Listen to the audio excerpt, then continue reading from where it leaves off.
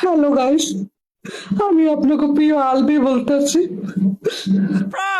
আমারে চিনতে পারেন নাই? ওই যে লটর পটর করে এখন পুরা বাইরে এলাম, এই আলবি কইতেছি। পানি পড়ে না চোখে।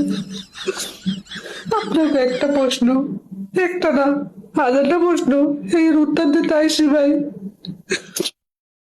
প্রিয় মানুষটার মুখটা কেন শেষবারের মতো দেখতে এলাম না?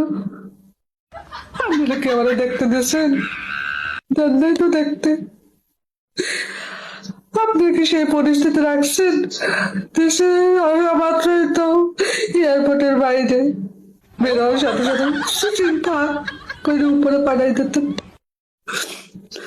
কেমনি করাইতাম? আর পুলিশ বাহিনী না হয় কোনো মতে এটা দিয়ে ম্যানেজ করতে পারতাম। আপনারা কি রাখছেন? আমার বউরে তো আমি বাড়ি নেই ভাই, আমার বউরে মারছেন আপনারা, মারছে আমার বান্ধবীরা। আমার কি দোষ? আমি কি কিছু করছি? এই মুহূর্তে যদি আমি দেশে আসতাম, আমারও তো দেশের জনগণরা পিছন দিয়ে যেত মাইরে। আপনি তো মারতেনি লগে, এটা আমি ভালো করে জানি। এর লেগে আমি আইনি।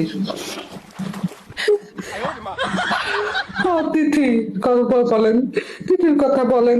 তিথির সাথে আমার সাথে কোনো পরকীয় ছিল না, কোনো সম্পর্কই নেই, গুড বন্ডিং, খালি একটু লাগালাগি, একটু খাওয়া খাই আসছিল। আর আপনাদের ফার্স্ট অফ অল বন্ডিং কি এটা জানতে হবে।